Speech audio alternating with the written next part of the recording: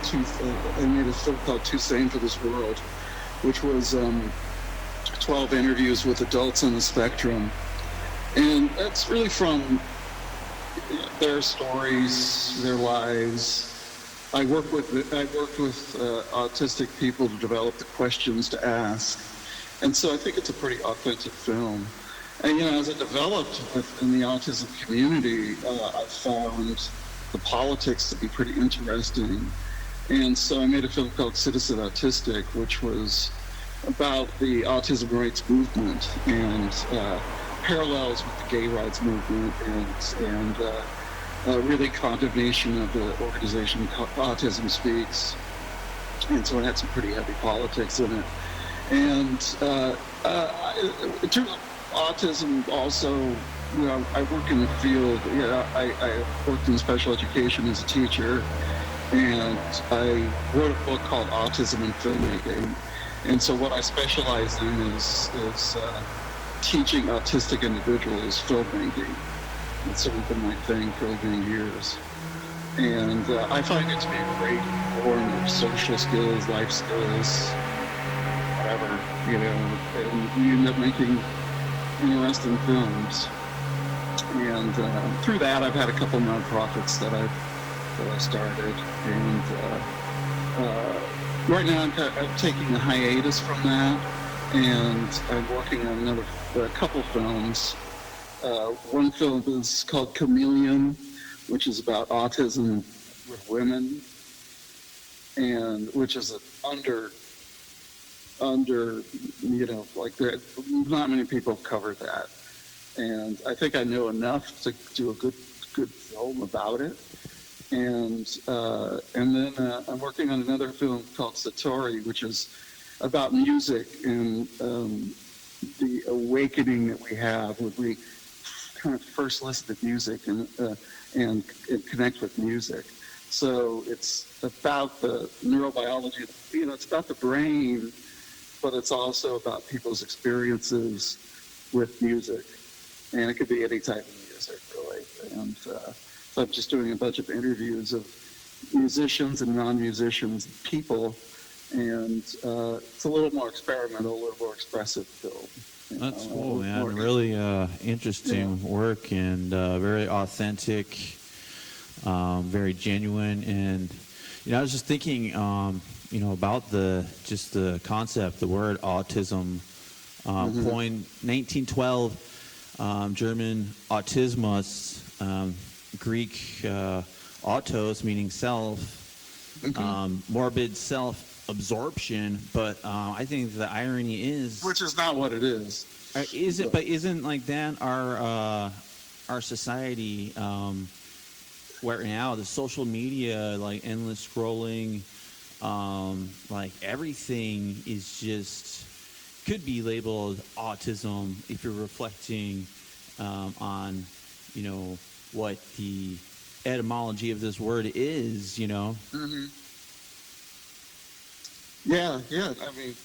I mean, definitely we live in a society now which is I'm 64 years old, so I've grown with the technology, and it's incredible, sort of, that everybody has a camera, and it's really recent for here that people have cameras. But everybody has a camera. Everybody's making something, it seems like. And I think that's it's fascinating in so many ways, but in other ways it's a delusion, and in other ways it shows the narcissism that we all have, and that everybody, once they had an opportunity to get in front of the camera, they're in front of the camera. And I've been going through, because I'm really trying to understand social media better, and I've been going through a lot and thinking about it. And what's fascinating is, instead of I've noticed with certain music artists that instead of making one music video for the song, they make 10 music videos for the song. Really? I've never noticed that. That's pretty funny, though. It's like, you know, and they're usually just these music videos that are just like the song sung in a different location. Really? Like, what kind of music are we talking like about here? You know, I'm really interested in this. Pretty popular. The girl, you know, she sings about being a doll, right? Okay. I am the doll. The doll people. I swear she has like 10 music videos of that same song. Yeah. You know, and it's just her in different locations. Really. It could be one music video edited, but it's 10 music videos. It's a really interesting way to promote your stuff. Yeah, isn't it? Yeah. There's another girl, another woman too, and she has a song, and I swear she's at least 10 music videos of just that one song. Damn, and almost kind of like Spinal Tap is like, well, why don't you just have like one good video for the one song? She's like, well, I've got 10. I've got 10 of them. It's because the algorithm of social media, right? It's because the algorithm that'll pick up, okay, there's this one, and then, you know, a few days later we release the next one, and then the next one, and then the next one. But right? is that sustainable? Right. It's this thing of, you know, it's, and this is what I've noticed being an older person is quality versus quantity. And I think that quality is diminished and quantity is now supreme. Right, and the more you can make, you know, the more you do, you know, the more. And that's like a McDonald's type methodology, but that's not what real creative, authentic art is. It's like, I don't know, it's this mass-produced reflection of, like these cell phones, they're scrying mirrors, and that is just a reflection of your deepest, darkest inner self. And it'll get you at your lowest, or it can get you at your highest, depending what you really are vibing with at that time, you know? Well, originally, I remember when cell phones came out and people started doing videos, they were really, and a lot of YouTube stuff too was confessional based. You know, it was like they were using, the masses were using this medium as the new confessional. And I just thought that was fascinating. That's interesting. Do you have any examples of that? I'm just trying to think of like a reference point of that. Oh, well, you know, if you think of like, you know, if you think of the you know, somebody like, you know, oh, this is what I've done today, you know. And like their breakfast or something. You know, like. or you know, but if you think of the confessional though, they're more talking about like problems, you know, like oh, you know, this happened and this happened and this happened.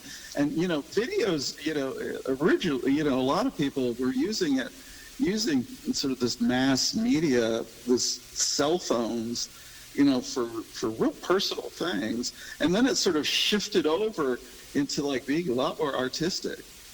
And people try to create things. Yeah. And because as the technology developed, and this, you know, the cell phones now are fantastic to shoot with. So, you know, an iPhone 16, it's beautiful video. Really? That's interesting. You know, yeah. I'm shooting a lot now with iPhone, with the iPhone. It's just fantastic. That's cool. As long as you get good sound, you know, get external microphones, and you light it well, all that stuff, right? So treat it just like you're making a regular movie, and you can make stuff that's pretty high quality. Man, that's fascinating. We're kind of seeing that more and more. Yeah. So there's this shift of what social media is.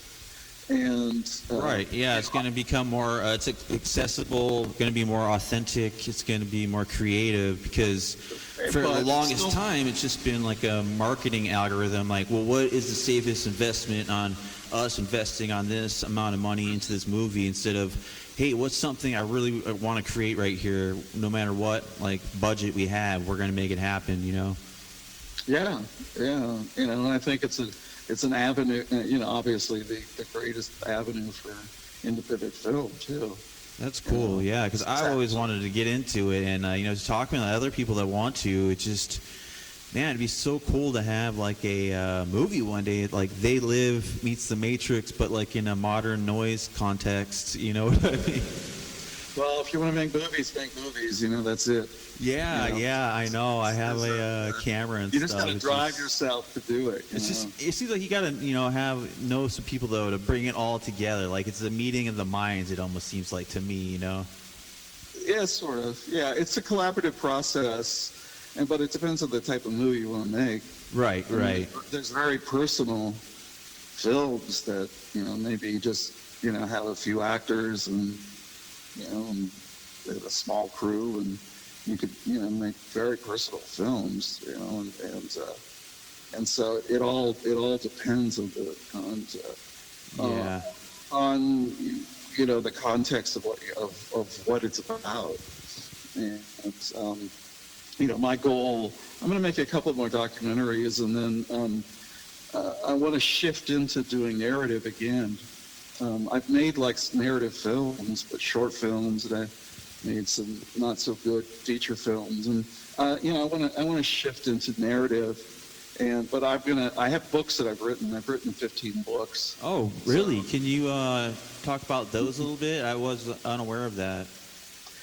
Yeah, I mean, I've had some health issues, so it was hard for me to make films. Right. So I went into writing, and I had a lot of ideas, so I spurted out a lot of work in a few years. And part of the work is fiction. I created a character named Leo Evans, and I wrote like 3 books about him. And Leo is based on me partially, and then I fictionalize stuff also. So they're fiction books, but they're based on a lot of my experiences in life. Oh man, that's interesting. Yeah, because like I just feel like I had this crazy dream after watching Hellraiser 2, and like part of the dream was that you write your life into existence and do it through your dreams, and in reality you connect the two and you remember them and you interweave them to control it, like Philip K. Dick or somebody, and just to hear the other people doing it, like H.P. Lovecraft, and they're just being like more of a channel or a meet, or Edgar Casey for even more elevated example of what you can do with that. And like, can you tell me what it was like with your first book? Like, what was that? Because I'm writing one right now, and it almost seems like it's hard to imagine it being embodied and evoked into an actual book. I have written a lot of notes where I want to go with it, and since I was basing it on my life, but not, I was able to just write it fast, like incredibly fast. I've been able, I write when I write very fast, and I'll do like 10 pages a day, and my fiction books, they're all like around 120 pages, and so I don't try to do too much with them. Right, yeah, that's an interesting point. I was just listening to. And so I'll think of a genre, for example. I wanted to write a love story, and so I wrote one about Leo, because I have a character, and Leo. It's called Leo and Dawn, and it's actually based on a love, kind of a woman that I really love, that that we were never able to get together. Or we got together, but then we separated, and blah blah blah. So you get, so I would get so in that instance, I have a concept, and then I go from there. And then I try to sit down and, I block out 2 to 4 hours, and then you write. And that's it. But then even that, after that, though, it's just, you're doing that, right? And in that process, you're writing all this down, but then it's going to become this book bound in paper. Like, what, from that to that phase, how does that happen? Like, what do you... I've been self-publishing because, I worked in publishing before with Unsound. So what I did was what's the easiest way to publish books right now? Yeah, what is Because the easiest way to publish books right now? difficulty That's a is damn good question. if you try to work with traditional publishers, they just rip you off. Right, right. And so I go through Amazon, or I go I just got a couple books in today that I got that are higher end that I printed through Hulu, which will be more short run.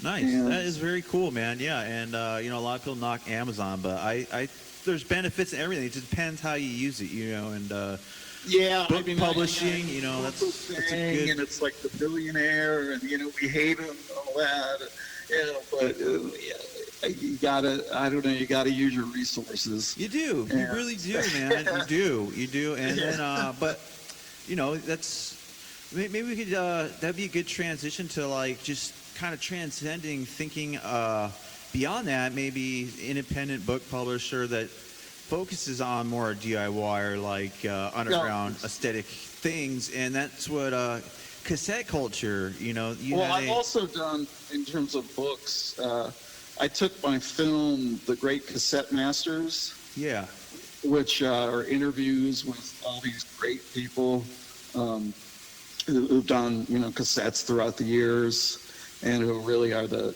pioneers of the cassette culture. From the starting in the 80s to now, and I took the film and then screen grabbed images out of the film, and then I had all the interviews transcribed, and so I made a book called Unsound Redux, which is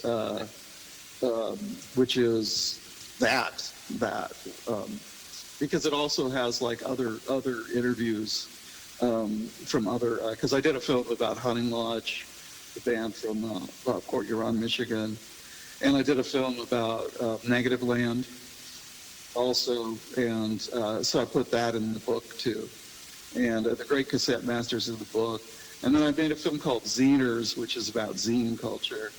I put that in the book, and so all these films that I made about, I think, how many films have I made about? I made Great Cassette Masters, the Hunting Lodge, the Negative Land, which is called Media About Media, Ziners. Then I did a short, kind of a short feature about St. Petersburg Noise Festival, which was fun. And I think I did a couple of interviews when I was on site there. So that's like 5 films. So I made that into a book, and I just found that to be like really interesting to be able to do that pretty easily. Yeah, that is very cool. I definitely will be picking those up when I have the opportunity. That definitely sounds very interesting. And I was wondering, is like cassette culture, what was your kind of, because it's the coolest format. I have a really profound relationship with it. Just even recording songs off the radio when I couldn't, afford to buy anything, and when I was really young, you know what I mean? They'd only play like Slayer or something at night and listen to KNAC radio, and or then trading tapes with your friends later and recording those, or even messing around and recording your own stuff on cassette. It was so accessible. It's Well, for us, and back in the day. I'm talking 70s, because I started in the 70s, and I was more involved with punk in the 70s, and then from there got involved with noise. I started finding, because in those days it was like a treasure hunt, because you didn't have the internet. And you really didn't, and all you had were maybe like fanzines, magazines, and you would go to the record store, and you would try to find things, and then you'd go to shows, and then you'd meet people, and then things develop out of that. But in terms of cassettes, the first things that I did with cassette was loops, and because I saw Boyd Rice from Dawn in 1979 in a club. Oh, wow. What club was that? In L.A. It was in L.A. I don't remember. And Wow, that sounds cool. I bet that was a pretty interesting concert, huh? Yeah, and he was doing like loop stuff, weird noise stuff, and again, I think I was 17 or 18 years old, so I was still discovering, these things, and because I was trying to figure out with punk, I liked punk because I liked the politics, but I didn't like the music. And that's interesting. It's usually like it's a hand-in-hand thing. Like angsty youth discover it, and they have like this kind of life isn't fair attitude, and it's like, oh, this is perfect. No, I didn't feel like it was perfect. I felt I was in a couple bands that I didn't really gel with, like this rock thing, just playing rock music, and I felt like a lot of the bands were just trying to be rock stars. And I wanted something else. And so that's why I gravitated towards more extreme music. And, Born Twice, I think, was the first. And then, through him, I discovered, Throbbing Gristle and This Heat and the British, all the British groups. What about Blood Access? Were you ever a fan? Yeah, and then, I actually... You also wrote that book, Lord of Chaos. I don't know if that was any black metal, if that was any interest to you. No, metal was never really, I never got into metal. I was much more academic, much more, I don't know what it is. I just, I like the idea of it. I like the noise of metal. But there's other aspects that I just don't connect with. Right. Yeah. But early on, then, with cassettes were just so accessible. Right. Yeah. That's why it's such an awesome format. It's and so then I discovered early on that people were trading them, and it really became a form of you'd make like a few cassettes, and then you'd trade them or you'd sell them at shows, and it really was a real quick way to get your work out. Oh, and, yeah, definitely. I still like the idea of records. I still like that. And I made records, but still, those were on labels. And back then I did a lot of in those days we would do compilations, and so a lot of different labels were just, getting, I think Problemist went on about 50 compilations altogether. Wow. Just in the 80s. That's awesome. And I think we released maybe about 10 cassettes through different labels, and then all over the world, and a couple records. And, I was lucky to get on the label Sordid Sentimental in France. And he was a big supporter of Problemist. And so that was a 9 Times Saturday. I think it was a great record that we did. But, getting back to cassettes, I always loved cassettes. I still love cassettes. It's just me too. I just think they're a great medium. They're interesting, too, because they're real time. Yeah. And so it's very different than the experience of anything else, because the internet doesn't do that for you. Downloading things doesn't do that for you. The cassette, you have to listen to it in real time, or when you're making one, it's real time. And I think that's just great. It's in so many ways. Yeah.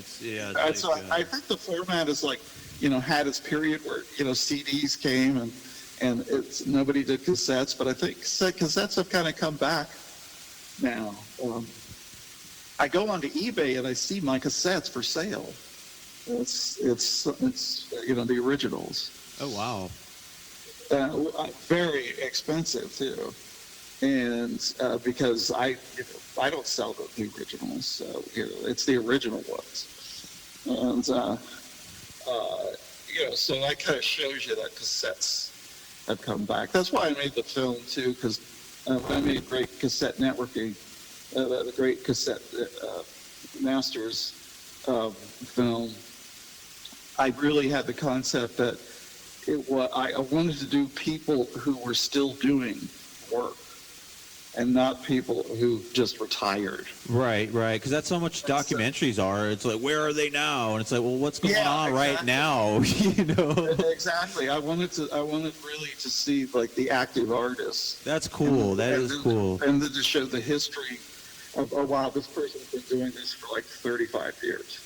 That's cool, and that's why I like the noise scene too. It's just like sometimes I'm at a show, and not that I'm new to it, but I'm new to being kind of really immersed in it and like doing noise acts of my own, and supporting friends going to their shows when I can down in Los Angeles. But the point being, sometimes I'm wondering like, how is this not like a grindcore band? But I'm thinking it's just a catch-all phrase for just all the kind of outsider things that just don't fit into any box right now. You just call it noise, I guess.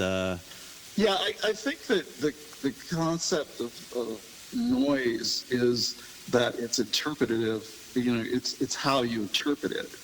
And I think that when you go to a noise show, if it's a good show, you'll see a bunch of different artists who all interpret it differently. Right. Yeah, right? That is so true. That is very true. The idea of noise is a concept that's abstract.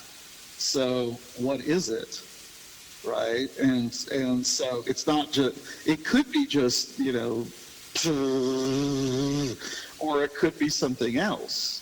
Yeah, totally. It could be anything. It's like who the hell knows? And that's what I'm still. Except I think it comes to I think where it's developed though is it has developed into non-melodic, and that's and not atonal either. It's more going for pure generation of sound, and I think that's the direction it's really headed into, as opposed to in the past you still had remnants of rock or remnants of punk, remnants of what we could say is styles of music. But now I think it goes more towards kind of like, there was a band, I don't know if you know this band, White House. Yeah, of course, yeah. Okay. White House was pure noise. That was it. And screaming. Right? They would scream over pure noise. But their presence though, they had a band-like presence though. That was the interesting thing. Do you understand, like the performance, they were just lined up. It wasn't at the point where it was just one guy. Yeah, one guy at a table, right? That's what made it really interesting. 3 guys, yeah. Yeah. Yeah, it was 3 guys, and they played these noise machines that they made. They were like a kit. And then a guy would, was sing or scream, and it would all the music was. I did a show with them in Berkeley. Oh wow, that is very cool. And do you have any pictures or anything from that, or like memoirs? Yeah, I do have pictures from it. Yeah. Oh wow, yeah. Man, I would love to see those sometime. Yeah, Problemist opened up. I don't have any pictures of White House, but I have pictures of Problemist. No, I would still love to see them, man. That would be great. Problemist opened up, and it was an after-hours show, and so I played for I had a whole band. It was me and I played guitar. There was a bass player and a drummer, and then we played all my weird songs, and then. I didn't have any synths or anything. It was I played noise guitar, atonal guitar, and then had a bass player that was like real noisy, and then a great drummer, and then White House then played after that, and they were just outrageous, pure noise. They were so loud and so obnoxious. Really? So do you think it was like punishing, kind of war on the audience type performance, or it was just they just like playing that loud? Well, it was the audience was all heavy metal guy, because there was a heavy metal show before our show, because we were after hours. So we started at 12. I started at 12, and it was like 1:30 by the time White House came on. But all the heavy metal people stayed because they were there for the other show, right? And they stayed, so they would just yell at the White House. Oh yeah, they must They liked me because they liked Problemist because we were still like, we sounded like rock almost. like, oh yeah, guitar and drums, that's familiar. This not familiar. It's familiar enough. And, oh man, that's incredible though. The dynamic. They yelled a little bit. You could hear it on the tape. They yelled a little bit, but not too much. Yeah. But once White House started their thing, people were just screaming at them. Yeah, it was great. Oh man, yeah, because that's what I've noticed now. Like it seems like there's almost like a renaissance of noise. Before, I mean, it was hard to get any shows or whatever to just strictly all noise, so they'd probably insert it in some kind of bill that they would totally be a standout. Yeah, not anymore. I think, now it's I mean, there's a homegrown audience, and I've been trying to figure out how to transition, because I'm not a pure noise artist in the sense of how people are now. And so I've been trying to figure out a show that could fit into those venues, which is difficult because I have a tendency to actually play music. And, it's a different thing. It's more tonal, and I have to go back to those roots because Problemist has always been a combination of being tonal and atonal and noise. No, that's brilliant though, because that's just the dualism of life and energy and just everything. Yeah. It's everything and nothing, and I love that. And yeah, it's like, oh well, you're not like. How is it you could not fit on a bill? And that's what I want to have. I'm trying to organize a show where it's just all acts like that. They're just, you know what I mean? Even the ones that don't even fit into a noise show because they're also musical. And that's all I'm trying to do with my, noise projects is bring in musicality, bring in hooks to bring in maybe someone that wouldn't normally be listening to it, to maybe draw in a wider audience, or just to get the message out there, because that's what it's really about, in my opinion, at the end of the day. Yeah, I think so. I mean, integration of noise it's in pop music it's happening much more now. And really, do you have any good examples of that? That's interesting, because Eddie Gal's talking had a good conversation about that. If you think about how guitars, if you think about grunge. Right, yeah. And the progression of grunge. I mean, I've always thought that and I'd love to make a documentary about this, is when you think about origins and then you look at, like, for example, the composer Glenn Branca. Glenn Branca did the 50 guitar orchestras, right? And he was out of New York, and that is where Sonic Youth met. There.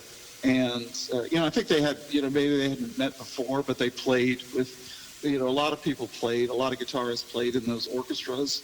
And they were like mini guitars playing the same chord. So you get these like incredible overtones, right?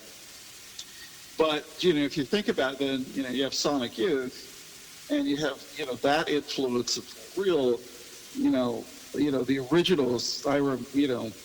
Sonic Youth came to my house when they were just starting out, and they stayed with us. And they did a show in San Francisco, and that was like real interesting music. It was they were detuning their instruments as they were playing, and then making these incredible, interesting songs that were a combination of rock, punk, noise, whatever, right? That's cool. That's very cool. And then but then you see the influence of them, and I think the other band to really look at is the punk band from San Francisco, Flipper. Oh yeah, man. Oh, I heard them on the Rat Music for Rat People back in the day, and that band had me hooked. Did you ever see them live? I mean, live. Oh no, I don't know. Incredibly noisy, right? And real like a guitar that's verging on feedback constantly, and right, yeah, heavy bass. But then you look at those bands, then the influence on Nirvana. So you get that whole lineage of, when you get into grunge and you get into Nirvana and those other grunge bands, right? But Nirvana, because they became popular, you see how it creeps out into the pop culture. Right. Yeah. And, every band has this kind of noisy riff, Yeah, and I was talking to Tricky Youth a couple episodes ago, and he brought up Jimi Hendrix, and I just never dawned on me. Yeah, like he would whatever the venue was. Yeah, he would adjust the sound. In some venues, if the sound wasn't great, he would just be a total noise performance. Oh, totally. Yeah. Totally. That's fucking awesome. That was man, and he was like a rock god, dude. So, it's awesome. Yeah, it's awesome. But he would flip from noise to blues. Yeah. Right. He would play this really noisy stuff, and then he'd calm it down, and then he'd go into because he could play and his voice was really bluesy, and so he would have these bluesy kind of songs. And then he would just go back into this, noisy stuff, because he loved the noise stuff. And, it was a tragedy that he died, because what I had heard was that he was, what I've read about is that he really wanted to go into experimental, and do much more experiments. And he was an experimenter already to get that sound. And so, it's kind of sad, that he died. Yeah, man. I feel like he was murdered because too. He probably would have been a great experiment. Oh yeah, he already was, but he was just doing it in this kind of bluesy, rudimentary rock, pentatonic style, but just to go off the rails, maybe do, these experimental tunings or kind of Velvet Underground was doing. Yeah. Oh yeah, for sure too. And I've always used Problemist as kind of that more so, I find it strange. I've done a lot of solo shows, but I still always find it strange because I love having a drummer and a bass player. And it's just for me, it's just, it feels really comfortable. And also then I could, over the years, I have a lot of songs. I can teach them songs and the recordings, play them the recordings and say, okay, we got to play it sort of like this. And, I want to get back to the point where, I have a band like that. But I'm open to doing solo shows because I think, might as well. And and it's interesting. That's cool. But the difference is, Problemist is I always do my voice. So I can't do just pure noise. So I have to always figure out how my voice is going to integrate within. I just because to me my voice is really important to the idea of Problemist and how it progresses. And so I never do pure just electronics. Well, yeah, that's maybe a good way segue into what is the premise of Problemist? I started it, because I was really thinking about Dadaist and Futurist, and then I thought about punk, and I thought about that Sex Pistols song, Problem, and then I thought Problemist, and that was the idea of the name, and then from there, the idea was a loose group of people that collaborate with me throughout the years, and that's what it became, and that's what it still is. So I've always had a lot of collaborators, and I've done solo work, but most of the recordings and performances are collaborations, and so that's really the idea behind it. And there's also a visual component too. Originally, there was we used to do a lot of Xerox stuff, because that was the 80s. Yeah, that's cool. We did a ton of that kind of stuff, a lot of posters, a lot of, just Xerox books and things like that, like art books. And then those were Problemist books too. So it was like the visual, and then, there's a lot of video work, a lot of film work too, more like little short films that are done with the music too. So that's another visual component. I don't have a lot of live recordings of the bands, because back in the 80s, we didn't really shoot very much in terms of, I should have shot film, but I didn't. Right, except for the Screamers. We were just speaking about them yesterday in a interview with Jason Corvelli, and they only video, not much recorded of them, just the video, target videos. Back then, we just didn't have that, we didn't have that. But yeah, that was, I think maybe their email was futuristic. We had it, but it was bigger technology. It was inaccessible. Yeah, of course. And I saw the Screamers back then, and I would say that they were like the most insane band. I don't know. You really felt like you were in the mental institution. Really? Yeah. Could you elaborate on it a little more? Because we were speaking about them yesterday. It's about kind of they had this presence, because it was synths and drums and a singer. And the singer was crazy hair, and he was just super good. He was super out of it. Yeah, he was the mascot. That was he was the logo. Yeah, and then the repetition of the synth. I really felt like it was kind of minimalist music. Yeah, it was like very repetitive, but kind of crazy sounding notes. Punk. It says like electro punk. Electro punk, right? And because there was a lead and a bass, and the bass was another keyboard, right? Right. And then it was different than Suicide. I saw Suicide. I was just going to ask about them next. Yeah, that's one of my other favorites. And Suicide was, I felt like the Screamers were more like a band. Like they were like fuller sounding. Right. And because they had drums too. Suicide was more minimal. I don't know how Suicide got away with it. They were really minimal, and like you just repetitive, and just really, But the singer was. I thought the singer was just so incredible. Yeah, well, all the songs are stories. Frankie's not gonna make it. It's a backdrop to this entire. It's like the feeling, the anxiety of it all, or then something like Dream, or it's so broad too. It's like it's just art to me, not just music. But really, when you're looking at that music, though, Screamers, Suicide, I think you have to go back in history, and you have to look at the minimalists and the influence of the minimalists. Right. Yeah. And Steve Reich, Terry Riley, Lamont Young, Philip Glass. And I think that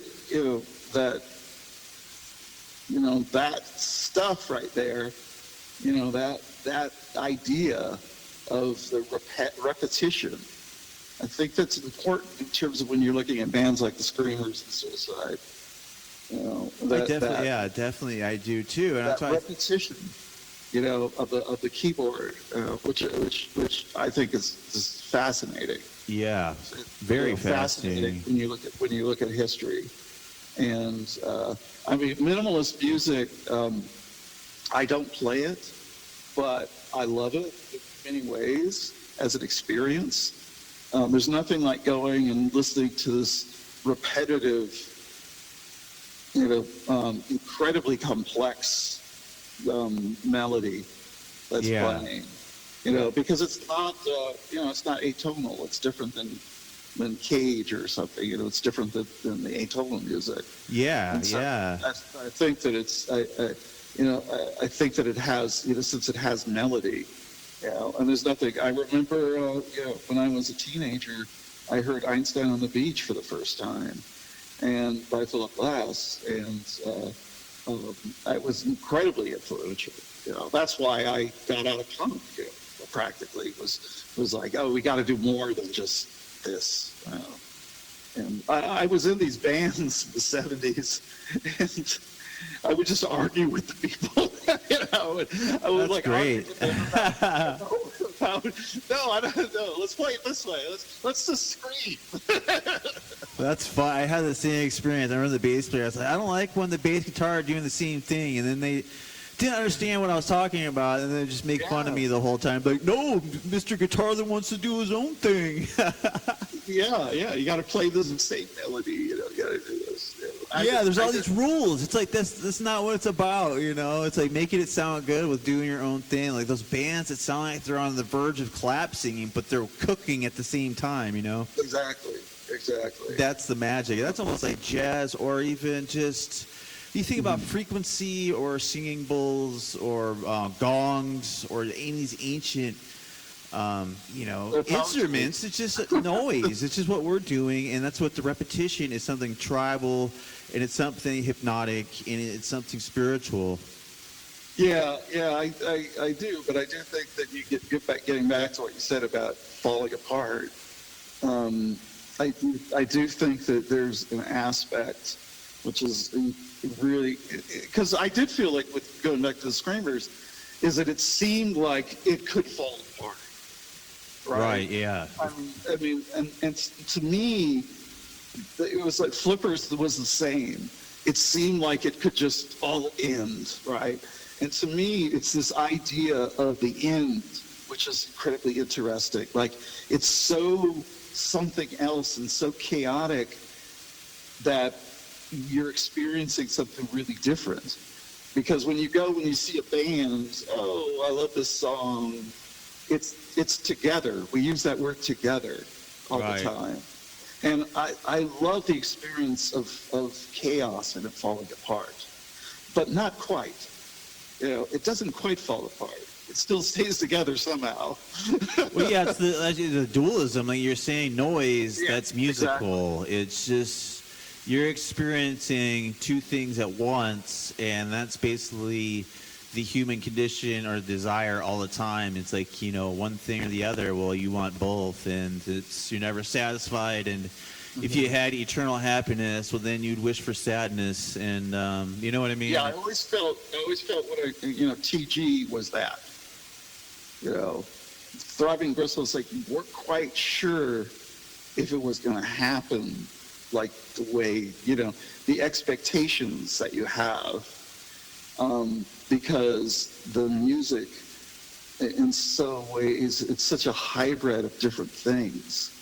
Because, TG was like this, Chris, Chris, who's like a pop, kind of like ABBA, Right, yeah. The Chris Cozy had that disco kind of thing. Then you got Cozy, Cozy is like noise guitar and weird voice, and then you got Genesis.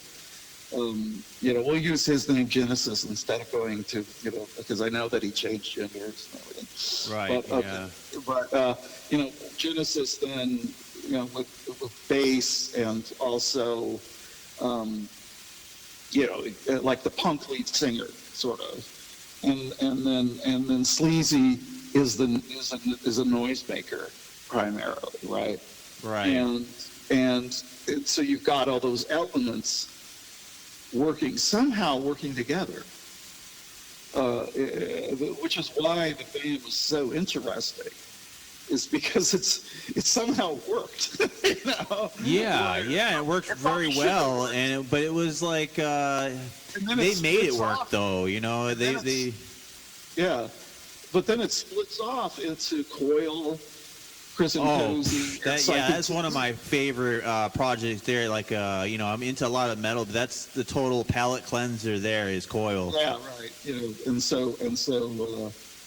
So Psychic TV then is this other thing, and then Coil is this incredible other thing too. Right, incredible. Yeah, that's what they are. Kind of like going into like another such like primitive electronic kind of noisy, stuff. Yeah, Ostia. That's, I think, is almost musical perfection. If I could have. Yeah, then Chris and Cozy go into just just pretty much like Euro pop kind of. Yeah, that's what I was thinking. Yeah, they went like on this disco, and it's just like Euro pop, they kind of. But still, it was good. I like that stuff too. And it's like I'm not a fan of genres. I just like what's good.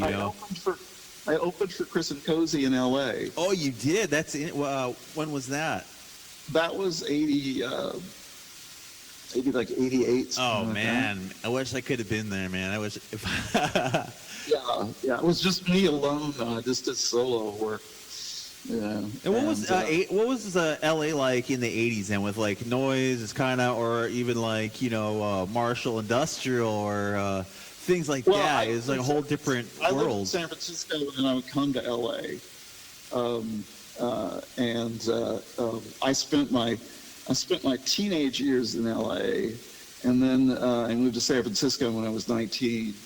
But then I would come back and forth. Right, yeah, because it's not too far of a drive, and there's both huge hubs for art and music. And we would do shows in LA, and a lot of times I would book bands, and because in those days you booked a lot of stuff yourself, and you just worked with the clubs directly, and so I put together shows, and then we travel, and I liked it coming to LA. It was a different scene, definitely. It was smaller, and it was. I bet well, in San Francisco, I met the Haters. And, oh yeah. And so GX and I are still good friends, and so LA was. I don't know how to describe it. I mean, when I played Chris and Cozy, we played to 3,000 people, so that was. Wow, man! What venue was that? It was huge. The Santa Monica Civic, maybe. Oh wow, that's 3,000 to get that kind of people out to like a underground show like these days, man. I don't know, it'd be crazy. Yeah, it was a lot of people. I had never played to that many people. Wow. And I was by myself. It was really weird. I got through it, but it was strange. Really? And, so did you feel a lot of pressure, or were the nerves really kicking in? I couldn't see the audience really, and I knew there were all these people. Well, that's probably better. It made it surreal. So yeah, it's very surreal. I just tried to focus on certain people and kind of get through what I wanted to do. I knew what I wanted to do, so I did it. And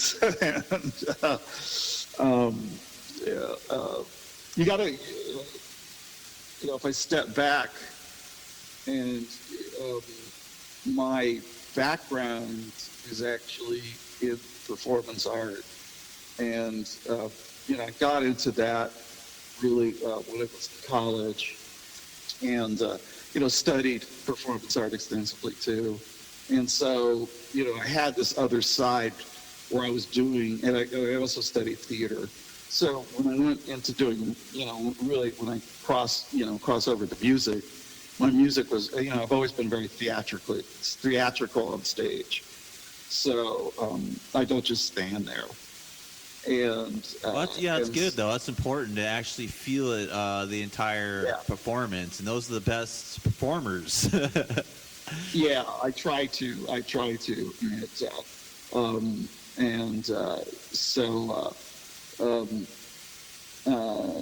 That I think that's an important aspect of when you're presenting something live. The theatrical aspect is there also, and you're always thinking about the audience. Of course, there are great artists who don't think about the audience, but I try to. And so I'm hoping as I age, I can get back onto the stage and keep expressing. To me, the politics is important, and everything I've written lately has been all about politics, and so I think that music is a great venue for political expression.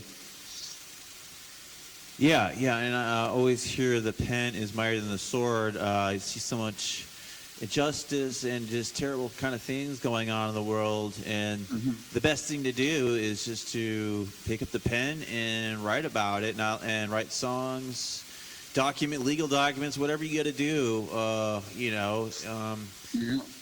That's what you it's very powerful, and they use it to brainwash people, and it's just the most powerful thing. And with that being said, what is on the horizon for you? Any shows going? Like you said, you're working on some new albums. Any release dates where anyone can find that, and also where everyone can find you at, and where to buy your music or any of your books and your art?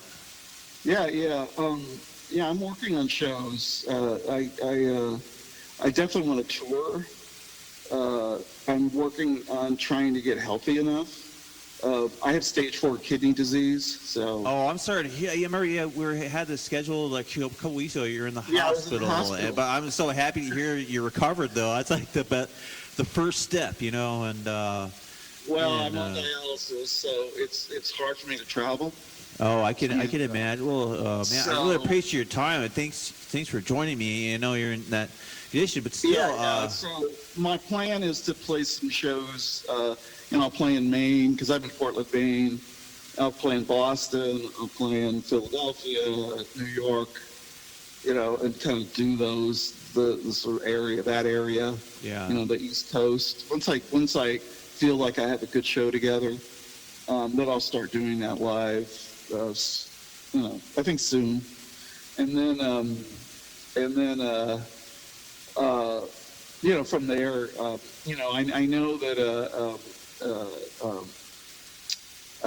people have asked me to play other places in the country, and so I'd have to be able to like Ohio and places like that, Denver. And so, I definitely want to do that. I want to get back to L.A. and play in L.A. too. Yeah, that's what I was wondering. I was going to ask you because I, want to organize kind of I'm starting not a label, but a life engine, PSYWAR, and I want to have a whole show of just, like we're just discussing, just mixed everything, performance art, comedy, noise artists, whatever you think of, spoken word. And I would love to collaborate with you and do something live in LA. That'd be great. Yeah, I have to, for these films I'm working on, I have to get to LA at some point. And because I have to do some interviews in LA. The films are good because they make me have to go somewhere. That's good, man. That's good. Yeah, and I have family in LA, so comfortable there, and I've been there since I was a kid. So it's a place that I am pretty comfortable with. So even if I don't get a kidney transplant in the next few months, I'll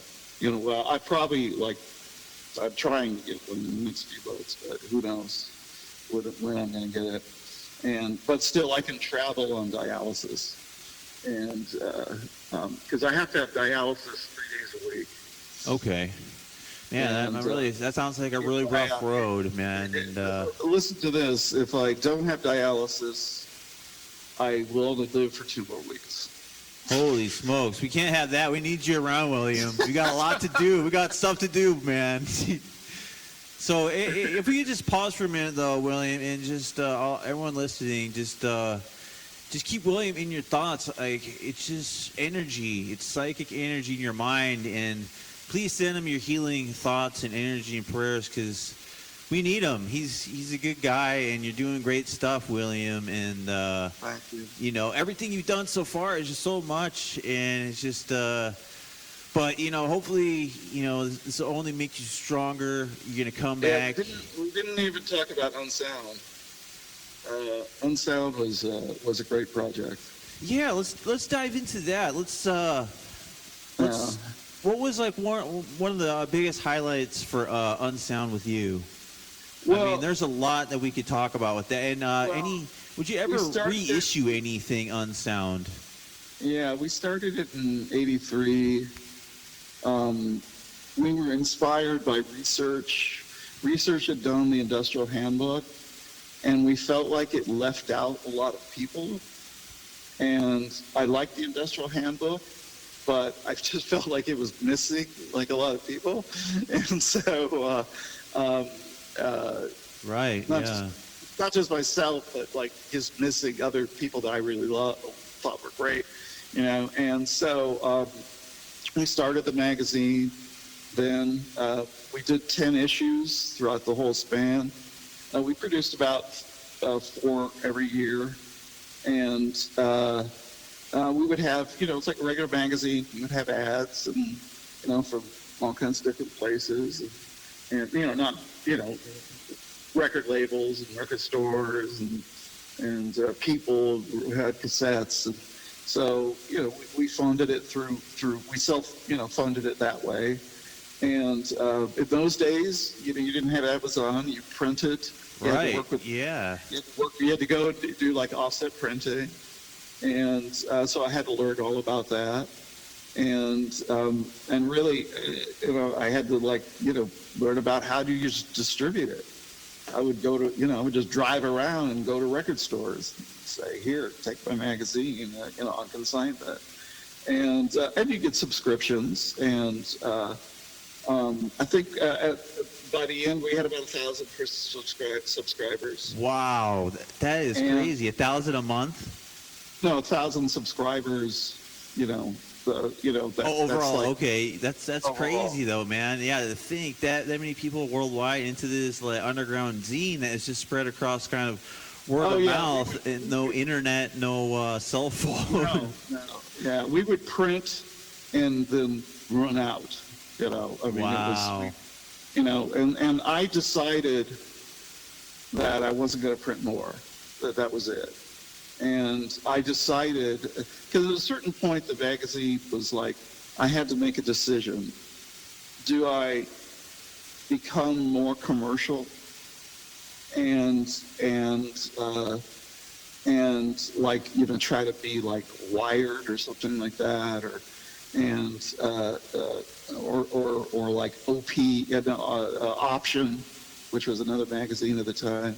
Do I try to be more commercial? Yeah, Vice magazine. I decided I just wanted it not to be commercial, so I just decided to, to stay, just to do because the one thing that I never did was I never put a band on the cover. I got artists to do the cover. And so that's interesting. The big boy band magazines always had the guys on the cover. Yeah, they would kind of, so Sonic Youth was in a couple issues. I didn't put them on the cover, right? And Stunze de Neubauten, I didn't put them on the cover. Whatever. That's what I was wondering about. That's like, that was the top peak of my interest in that one. Yeah, I mean, we really, on Sound, we covered cassette culture, but we also covered industrial culture all over the world. So a lot of the bands that we covered were British, because that was the British scene is really the scene. That was the, in those days was pretty incredible. Stunze de Neubauten, they were just German. Not even like, they were the kind of like collective instead of art. It was its own kind of, Well, those were two guys, right? They were Blixa and was it FM, right? There's two guys.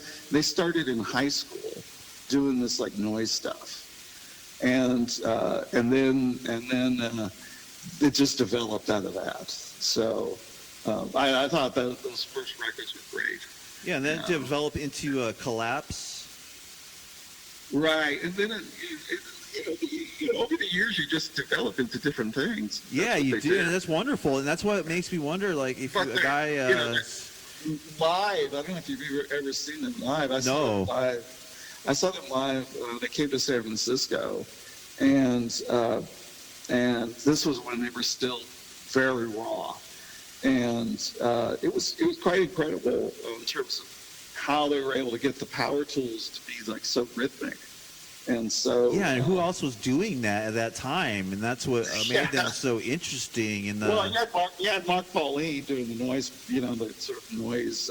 Mark Pauline, you know who he is? He was doing. Mark Pauline is an artist. He's still around, and he does these like noise shows that are machines that he makes, and those are pretty incredible too. And but if you go back, I mean, there was an artist in I think the 50s named Tingley, I think his name. He was doing noise machines too. So, Yeah, there's nothing new under the sun, I guess. But like, nothing new. Go back to the futurist noise machines. I mean, there you go. I mean, right. And the thing is there's tape concrete being done in the 50s, right? And so, we have this history. And I think in Unsound, what I wanted to show was that. And so we would do historical articles also, Oh, that is cool. Yeah, because I'm kind of working on a zine too, and the thing I'm finding historical things of like these really old books where they're showing these scrying mirrors and everything. It's just like, it would be the modern day equivalent to like a cell phone, but they had it then, and they were using it to like divination and communication and channeling and things. And it's nothing new under the sun. Yeah, I love zine culture. I mean, I sold my archive, but I had 5,000 zines when I sold it. Oh wow! Yeah, I had collected since the 70s. I think it's important. It's also kind of a dying form of art, don't you think so? I think that it's like cassettes. It's like we kind of revive these things. Yeah, we did. It's up to us. It's basically the ones. I think we do. I think that we like these old machines too. I mean, I love the idea of Xerox still. A Xerox machine. Even though we have printers, it's like a Xerox machine is this other thing. Totally. Yeah, I agree. So, I think that like anything, we revive these things because they have a life themselves. Yeah, and it does. Everything's sacred to me, and everything does have life. Even, these electronic instruments, they do have their own feng shui, energy, Vril, whatever you want to call it. But that's why I like having the physical thing. I don't just like having a digital. I still love CDs. I'll buy, Oh, I do too. Yeah, tapes. I'm trying to get up my status in the world to buy more vinyl, but it's coming. Yeah, so you can get Unsound on. I reprinted all of them. Oh, on you got Amazon. reprints. Oh, that's I really want to pick some up. Yeah, so if you just go on Amazon and search Unsound, I'm sure you can find it. And I think if you search on Amazon William Davenport, you probably would just encounter all my books too. So awesome. Well, I'll definitely be picking all those up. I have a website that's down right now, but it's a shop. It's called War of Ideas, and so it's War of Ideas .shop. So it's down right now, but it's going to come back up soon. And I have everything in terms of books, films, and I have all my music on CD. And so you can get that at the shop, War of Ideas .shop, right? Not .com, .shop. And then in terms of and that's down right now, but it's going to get back up in about a month. And then I have Bandcamp. If you go to Bandcamp, search Problemist, all my stuff's there too. All right. Definitely be going to there and picking stuff up because I know that's another important thing of like the underground movement and scene. It's like we all have to check each other's stuff out. You know what I mean? Amazing how prolific some people are. Like, do you know Brad Lanner? No, I don't. Okay, Brad Lanner was in Dead of Nature, which was an early noise band. Sounds very cool. But then he went into a band called Medicine. Medicine's a pretty big band, right? They're like shoegaze. Okay, yeah. But go to Brad Lanner, which is Lanner, I think is how you spell his last name, Brad, right? His band, because he's a great composer, great musician, just all kinds of different noise, but also all types of other stuff. He is so prolific. I was looking at his Bandcamp. It was like, 100 releases. It was like so many. Oh, I don't know how man. these people do so many. Well, yeah, that's like never. I don't feel like it's ever been before. But I mean, if you're just at it every day recording, it's like If you're recording every day, exactly. you're recording in Ableton. You just throw it up on the internet. Boom, there you go. Yeah, it's funny. I don't use Ableton. I use Reason. Oh, you use Reason?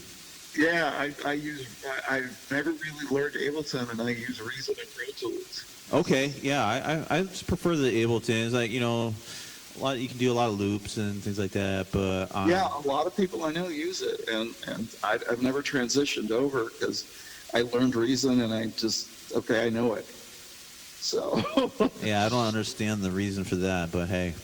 Yeah, I don't know.